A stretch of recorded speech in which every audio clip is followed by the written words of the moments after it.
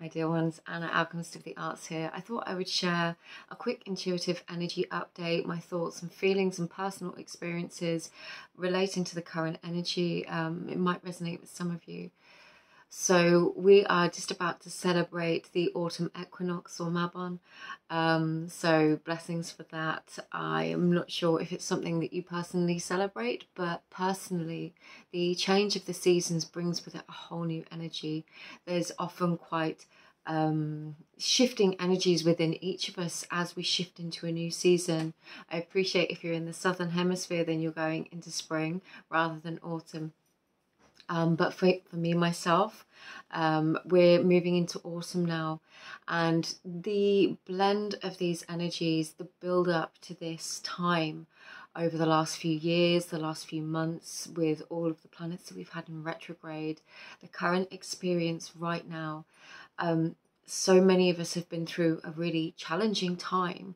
There's been an awful lot of reprioritization of what's really important in our lives, the connections and the relationships that are important, the experiences that are important, the emotions and the sensations and experience of our everyday lives and what is important, and therefore, you know, the redirection of our energy into what is important.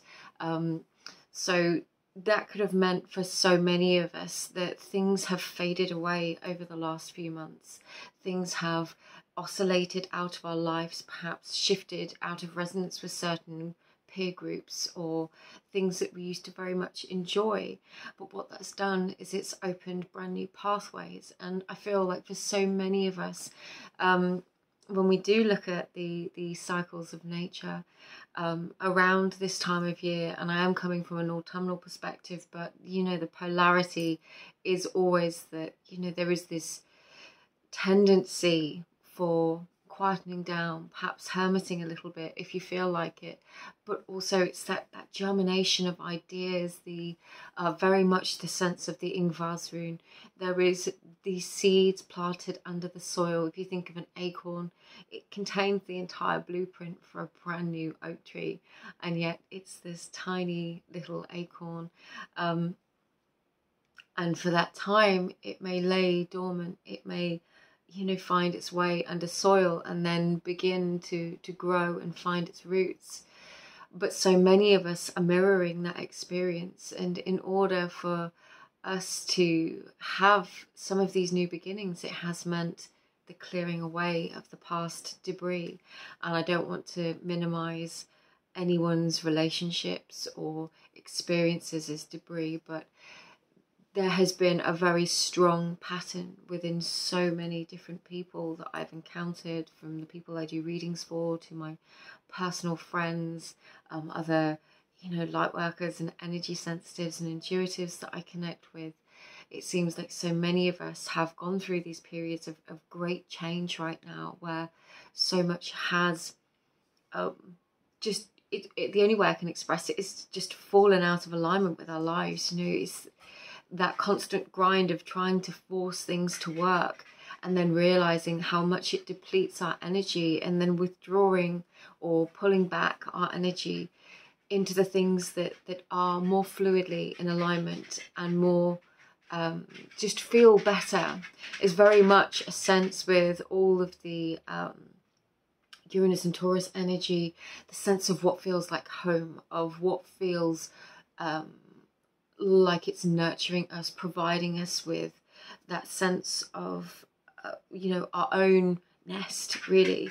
But with, you know, all of the different planets, I'm not an astrologer, so I can dip in and out of it, but I couldn't sit here and tell you exactly how this might impact all of us. But I can say as well, I know enough that it will hit everybody differently depending on where the planets are within yourself, in your own charts. So everybody's having their own experience of these changes, but it seems like the collective experience is things falling away, and it is, sorry if you can hear the dog, opening up these brand new possibilities.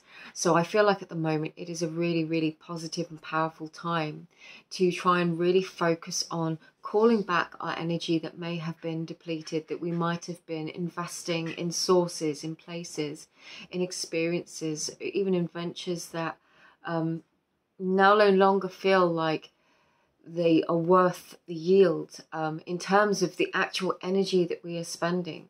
And it doesn't mean giving up on things entirely. I feel like a lot of these new beginnings are calling us to look at the ways in which we do things, the ways in which we expend our energy. It's that Mars energy. How are we focusing ourselves? How are we applying ourselves? If we have a finite amount of energy to invest on a daily basis, time, a time resource, an energy resource, if you've got a finite amount to invest, where are you placing that? Where are you putting that investment? And we may have done things for such a long time in a pattern, in a routine, that it becomes a part of a daily habit that then almost starts to feel overbearing, and we begin to lose ourselves a little bit just to the pattern, because it provides a sense of stability and security, but actually it requires so much investment that we have perhaps missed an opportunity for growth. And it's not that we've missed the opportunity, but the sense of discomfort, of displeasure, of dissatisfaction is the trigger to grow, is the trigger to change, is the trigger to assess the cycle, to view the patterns, and then decide how we move forwards. And one of the ways that I really like to do this is to bring my energy back to myself, focus back on myself and not on the millions of things that could be going on, the frustration I might be feeling or experiencing, or fixating on the things that haven't worked or didn't work out. Or I bring it back to myself and I go, okay, well, what is it that I want to see, feel and experience in this moment? What do I want to experience in this place? How do I focus my energy on there? Personally, this is manifested in looking at the ways in which I express myself, and doing that in a way that feels more like my authentic calling at this time, really connecting with my Dharma and being like, okay, where do I want to go? And recognizing that just because I've been doing something a certain way for a set period of time, maybe now it's time to change that, because there's something more, there's something new. So there's very much a collective feeling of having reached a level, of having reached a point, and then receiving the invitation to step up, to go beyond it. But that invitation comes with a secondary invitation. It's a dual invitation, such as the polarity of energy. In order to step forwards, in order to move ahead, we kind of might have to let go of some things that are keeping us at that previous level.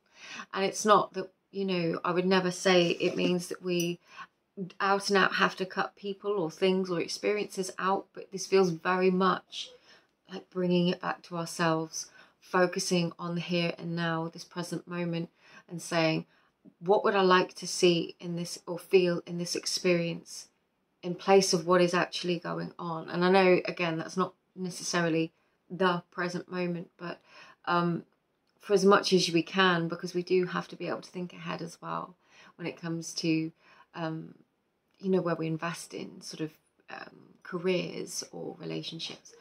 But really bringing it back to the place of future creation and what we can do in the present moment to begin that new evolution, that change. And also recognizing that, our priorities and wants and needs may have changed. That can be a really big one, because again, I'm just coming back to this energy of the patterns that we become ingrained within, because they're comfortable and because they're familiar and because they do provide us with that sense of security. But breaking through them takes us to the next level, and it might just take you to that place that you really, really have envisaged yourself being for a very long time, or have dreamed and visualized and tried to manifest. But sometimes we have to let go and allow, this is where this beautiful Mabon, this autumn energy comes in for me. And it's allowing that our own personal essence of autumn to release what is no longer needed for the next cycle. The trees lose their leaves because they no longer need them for the next cycle, and actually part of their deciduation allows for the future growth. It allows for their new growth.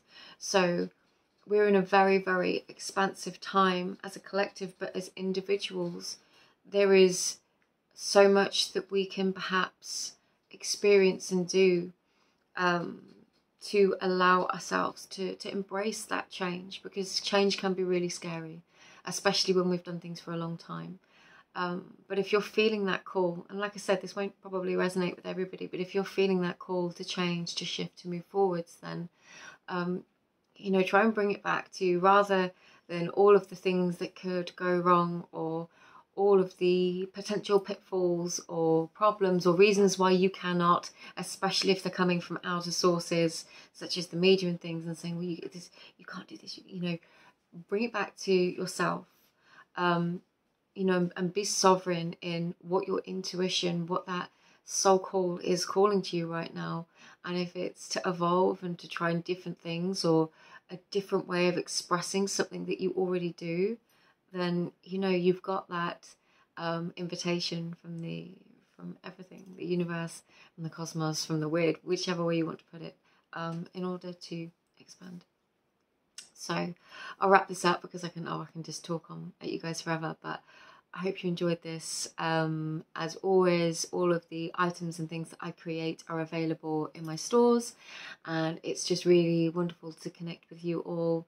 If you like this, then please feel to like, share, subscribe. But I'm just really happy to be here and connect with you. So sending you all my love, wishing you a really beautiful autumn equinox, spring equinox. And I will see you again in very soon in another reading, because I'm going to share one of those too. I nearly said that. But in another reading and in another video. So lots of love.